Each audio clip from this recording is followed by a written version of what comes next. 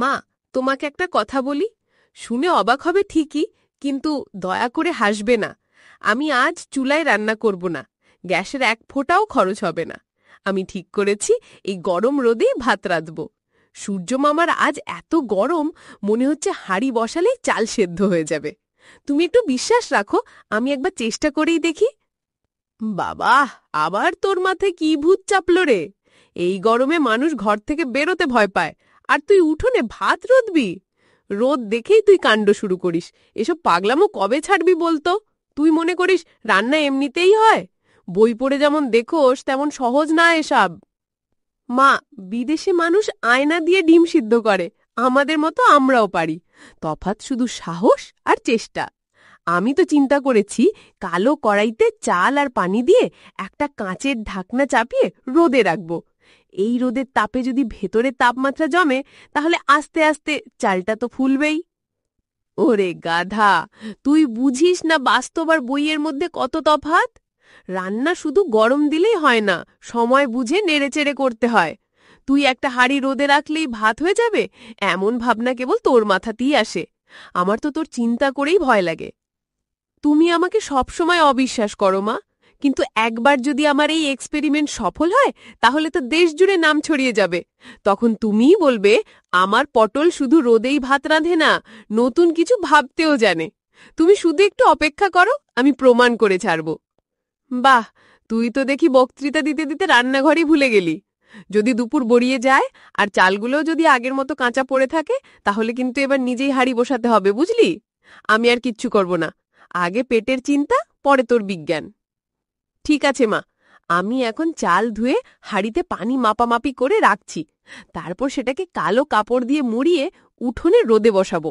আর ওপর থেকে একটা কাঁচ দিয়ে ঢেকে দিব, যাতে ভেতরের তাপ আটকে থাকে। তুমি শুধু দেখে নিও, দুপুর হতেই ভাত হয়ে যাবে। দেখো না একবার। আচ্ছা, তুই তোর চেষ্টা চালিয়ে যা, আমি কিছু বলছি না। কিন্তু শোন, যদি দুপুর 2টা বাজে আর ভাতের কিছু না হয়, তাহলে কিন্তু রাতের রান্নাও তোকে দিয়ে করিয়ে নেব, বুঝলি?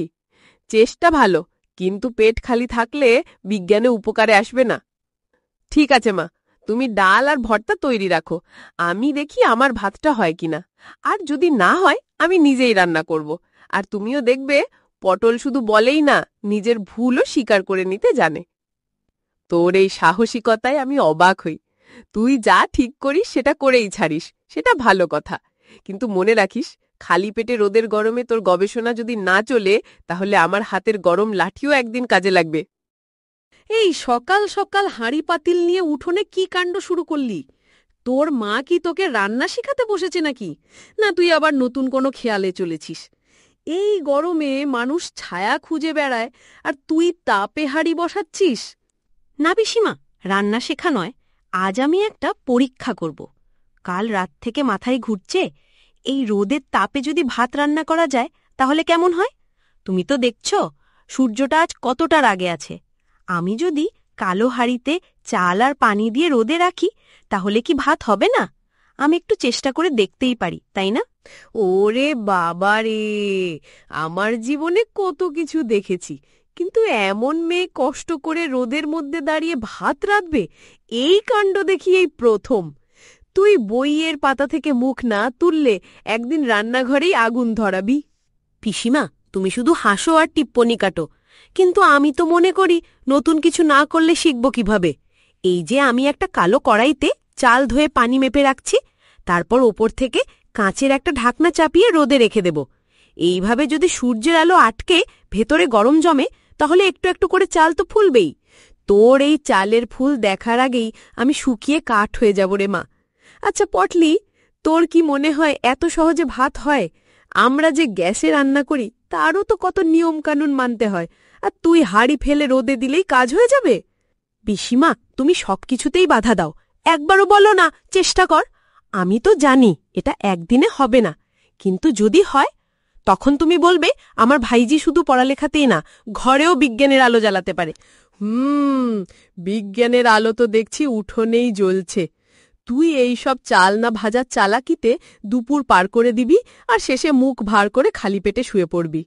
তোর মা যখন হাঁড়ি তুলতে বলবে, তখন মনে হবে সূর্য মামাও তোরে জ্বালাচ্ছি। ওই দেখো হাড়ির ভেতর থেকে একটু ভূতভূত করছে। আমি তো বলছিলাম তাপ আটকে রাখলে গরম তৈরি হয়। আচ্ছা পিসিমা, তুমি বলো, যদি সফল হই তাহলে তুমি আমার জন্য একটা নতুন থালা কিনে দেবে তো? আরে ওরে, তোর এই বুদবুদে যদি ভাত হবে, তবু তুই কর তোর চেষ্টা। শেষে যদি পান্তা বানিয়ে খেতে পারিস, তাও কিছু তো খাওয়া যাবে। ঠিক আছে পিসিমা, তুমি এখন হাসছ, বকা দিচ্ছ, কিন্তু আমি বিশ্বাস করি একদিন তুমি বলবে ছোটবেলা থেকেই মাথায় অন্যরকম বুদ্ধি ছিল, আর আজ সেই মেয়েটাই গোটা গ্রামে দেখিয়ে দিল কিভাবে রোদের আলোতেও রান্না করা যায়। তখন কিন্তু আমিই তোমার জন্য রোদের ভাতে ডিম ভাজি তুলে দেব। হে আমার ছোট্ট পটলি, আজকে তোমার সেই রোদে রান্নার চেষ্টা সত্যি আমার মন ছুঁয়ে গেছে। তুমি যখন এই গরম রোদে দাঁড়িয়ে হাঁড়ি হাতে নিয়েছিলে, আমি তোমাকে দেখে বিশ্বাস করিনি যে এত দূর আসবে। কিন্তু এখন যখন এই চাল সেদ্ধ হতে শুরু করেছে, তখন বুঝতে পারছি যে তোর মনের মধ্যে অদম্য এক জেদ আর এক অনন্য উদ্ভাবনী শক্তি রয়েছে, যা সাধারণ মানুষের মধ্যে বিরল।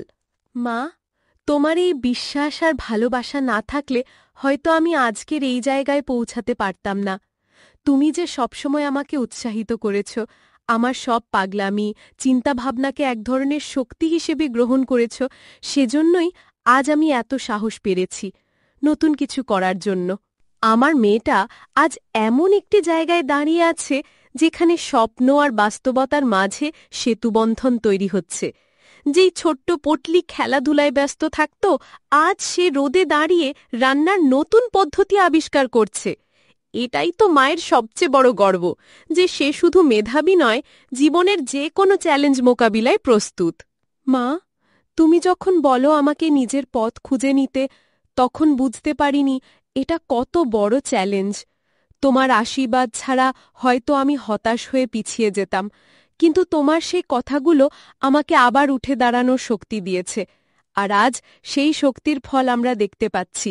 আমি চাই তুমি থেমে যেও না। তোমার এই অধ্যবসায় তোমার জীবনকে আলোকিত করবে, আর তোর এই আবিষ্কার অন্য অনেকের জীবনকেও বদলে দিতে পারবে। তুমি হয়তো জানো না, তোর এই ছোট্ট প্রয়াস কত বড় পরিবর্তনের সূচনা হতে পারে। আমি জানি মা, এই কাজটি সময় সাপেক্ষ, ধৈর্য ধরতে হবে অনেক। তবু আমি আশা হারাব না। আরও পড়াশোনা করব, আরও পরীক্ষা করব, যেন গ্যাস কিংবা কাঠের খরচ কমিয়ে আমরা আমাদের গ্রাম শহরে নতুন রান্নার পথ খুঁজে পাই। আমার মেয়েটার মধ্যে আমি দেশের ভবিষ্যতের প্রতিচ্ছবি দেখতে পাই। সে একদিন বড় বড় বিজ্ঞানী হয়ে এই দেশের মানুষের জীবনে নতুন আলো এনে দেবে, এটাই আমার প্রার্থনা ও বিশ্বাস। মা, তোমার ভালোবাসা আর শিক্ষাই আমাকে সেই শক্তি দিয়েছে যা দিয়ে আমি কঠিনতম পথ অতিক্রম করতে পারি। তুমি আমাকে শুধু একটি মেয়ে হিসেবে নয়, একজন মানব হিসেবে গড়ে তুলেছ, যার মধ্যে রয়েছে নতুন চিন্তার সাহস ও সৃজনশীলতা। আজকের এই সন্ধ্যায় যখন আমরা একসাথে বসে এই ভাত খাচ্ছি, আমি তোমার জন্য এক বিশেষ ডিশ বানিয়েছি, যেন তোর সেই সফলতার স্মৃতি চিরকাল মনে থাকে। মা, তুমি রান্নার কাজ করো, আর আমি তোমার জন্য গল্প বলবো, যেন আমাদের এই সময়টা শুধু খাওয়া দাওয়া নয়, বরং ভালোবাসা আর স্মৃতির এক অমলিন অধ্যায় হয়ে থাকে। হয়তো এই ভাতটা একটু বেশি সেদ্ধ হয়ে গেছে, কিন্তু তবুও এই ভাতের প্রতিটি দানা আমাদের প্রচেষ্টার গর্ব। এই ভাত আমাদের শেখায় চেষ্টা আর ভালোবাসা মিলে যে কোনো কঠিন কাজকে সম্ভব করা যায়। মা, এই ভাত শুধু আমার রান্না নয়, এটি আমাদের একসাথে সফলতার প্রতীক, যেখানে প্রতিটি দানা বলে দেয় আমরা পারি, আমরা করতে জানি। আমি চাই এই পদ্ধতিটা শুধু আমাদের জন্য নয়, বরং আমাদের গ্রামের, দেশের অনেক মানুষকে শিখিয়ে দাও, যেন সবাই এই সাশ্রয়ী উপায়ে রান্নার আনন্দ উপভোগ করতে পারে। মা, আমি সেই স্বপ্ন নিয়ে কাজ করছি, যেন আমার মতো আরেকজনও গ্যাস কিংবা কাঠ ছাড়া রান্নার বিকল্প খুঁজে পায়, আর গ্রাম শহর সব জায়গায় নতুন এক প্রজন্ম তৈরি হয়। তুমি শুধু আমার মেয়ে নও, তুমি দেশের মেয়েদের জন্য এক উজ্জ্বল দৃষ্টান্ত, যার প্রতি মানুষ উৎসাহ পাবে। মা, তোমার শিক্ষা আর ভালোবাসা ছাড়া আমি কখনো এতদূর আসতে পারতাম না। আমি প্রতিদিন তোমার কাছ থেকে শিখছি, আর এই শেখাটা আমার জীবনের সবচেয়ে বড় সম্পদ। আমি সব সময় তোর পাশে আছি, ভালো মন্দ সব সময় তোমার হাত ধরে হাঁটব, কারণ তুমি আমার জীবনের সবচেয়ে বড় গর্ব। মা, তোমার ভালোবাসা আর আশীর্বাদ ছাড়া আমার স্বপ্ন পূরণ অসম্ভব। তুমি আমার জন্য শুধু মা নও, তুমি আমার পথপ্রদর্শক, আমার শক্তি। যত বড় হয়ে যাস, মা হওয়ার সেই গৌরব মনে রেখো সবসময়। আমি চিরকাল তোমার পাশে থাকব। মা, তোমার ভালোবাসা আর সাহস ছাড়া আমি জীবনের কোনো ঝড় মোকাবিলা করতে পারতাম না। তুমি আমার জীবনের সবচেয়ে বড় শিক্ষিকা, আমার সবচেয়ে ভালো বন্ধু আর আমার সবচেয়ে বড় আশ্রয়।